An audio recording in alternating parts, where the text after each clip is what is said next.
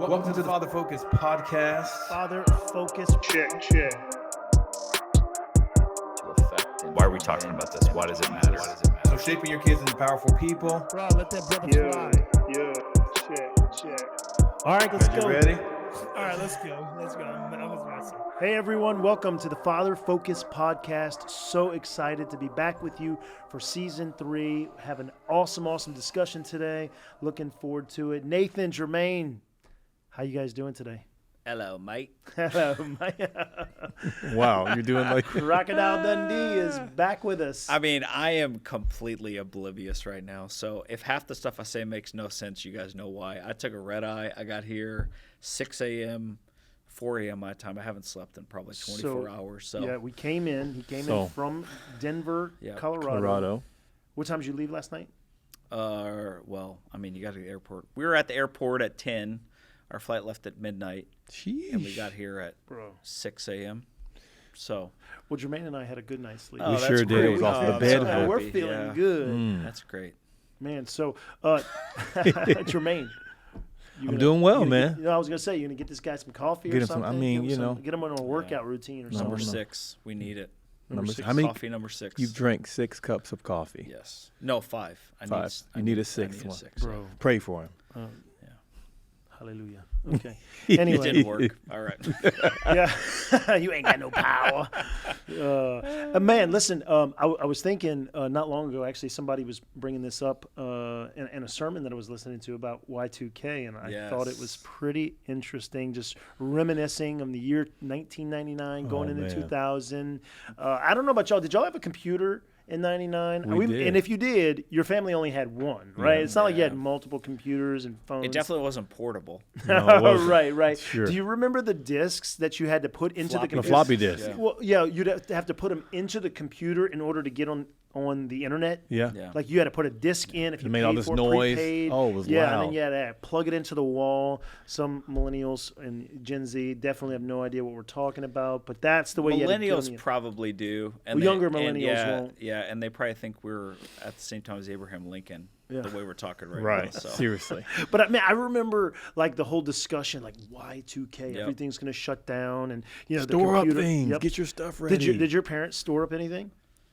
Yeah, actually, I think we did. Yeah, I think my parents stored up a little bit of canned foods, but they didn't make a big deal about it. Like, okay, well, but it was a big deal. It like, was. Yeah. Everyone was talking about it. Like, what's going to happen through the transition of this new year when the computers go reset, and like the whole government's going to shut down. World War III, like we're not going to have any financial food. systems crash. That's right. You're losing money, bank accounts, like it's all done. And then, what did y'all do?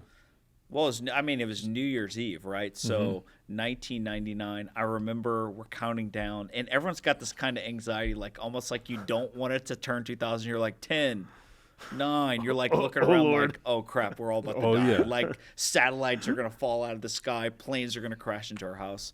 And you get to 1, 0, and you're like waiting.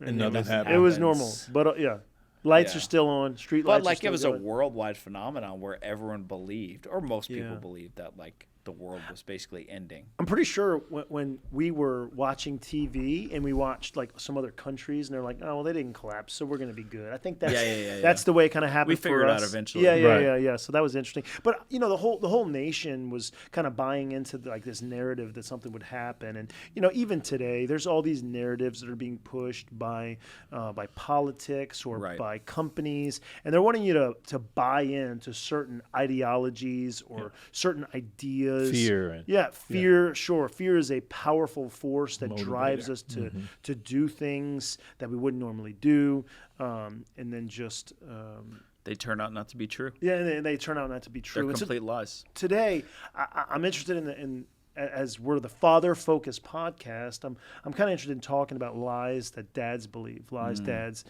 generically believe, and I think one of the big things is. I actually had some guys that I've mentored and just been around who, like some of the people that we've interviewed, who have had to struggle with bad dads who are not in their life, and then they're getting married and transitioning into adulthood, and they're going to be a husband, and then and I've had this happen to me multiple times where they're afraid of marriage And primarily because they're like, man, my dad was not a good husband, and he definitely wasn't a good dad. Yeah. I don't know how I'm going to do. Right. Have y'all had anybody, come to y'all with those kind of concerns? Well, you could probably relate on a personal level, I mean, right, yeah, Jeremy? I mean, for sure. I mean, I for me, that was definitely not just, it wasn't even a fear just only when I became a dad. It was a fear before I became a dad. Yeah. So I was looking ahead as a kid, as a young teenager, and I had thoughts of like, man, like, what does this even look like? Like, I had a desire to be a father. I had a desire to be a dad because I knew the impact that it had and I wanted to be different. But I remember having the fear of like, I don't know how to do this. Bro, Jermaine, one of the interesting things I remember when we were at CFNI, and one of the first things that I remember about you, like my earliest memory about you, is I remember going into your house, seeing you in the elevator, and like, who is this guy? I need to get close to this guy. He is a cool dude. But one of the things that really struck me about you're welcome. One of the He things wasn't that cool. Let's be clear here, but Jealousy. one of the I'm kidding. things that really struck me about you is that the way you talked about family, you're like, dude, I want to have a big family. This is before you ever met Deanne, or maybe you were friends with her, but you certainly weren't he'd dating always her. talk about the quiver. Come Yeah, on. yes. He's like, dude, I want them. Yeah. I want to have a big family. And at the time, you weren't going around with your head down like, oh man, I didn't have a great relationship with my dad. How am I going to do? Like, you had a sense of confidence, and maybe also at the same time, like, all right, how are we going to do this? So that was there conflict internally within you? That's where I was going, between what you wanted and also this deficiency or lie you believe. Oh, yeah, like, for I never sure. had a dad. Yeah, I mean, that's for sure. I mean, there was a conflict. Like, I mean, it was a fear, a genuine concern. Not because it wasn't a fear of have the responsibility of it. It was a fear of competency. Like, do I have it in me to do this? And that later became a passion. The fear became a passion, but it took time. And there was I mean, there are times even now I'm like,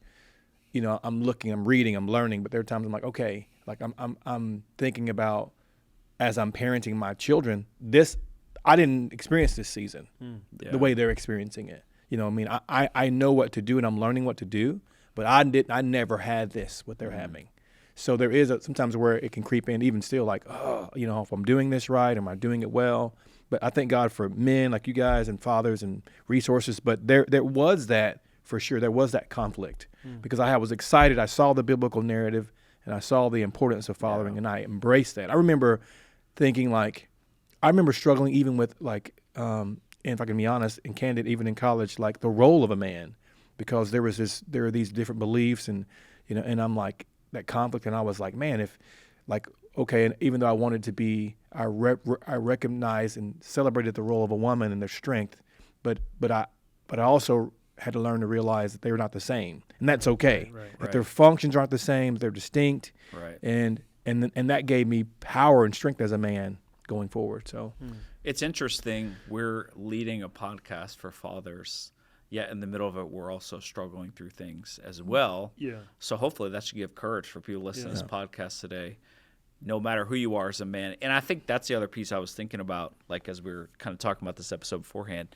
If you're not facing your own shortcomings, you probably don't really carry the full weight of what you're called to do as a father. That's good, yeah. Because it's heavy. Oh, yeah. And I think anything that's heavy, there's going to be moments of question and doubt, like, can I really do this? If I use the analogy of pushing a ball up a hill, there's going to be times where, not a ball, a rock. That's what I meant to say. A boulder, whatever. Yeah. There's going to be moments where even if you have the tired, proficiency, you're going to question, can I really do this? Because of the weight of what you're pushing up. And honestly, we're shaping the future generations of the world. So I think this is a really important topic. That's a good analogy. Like, because again, even if you start off well, at some point you're tired.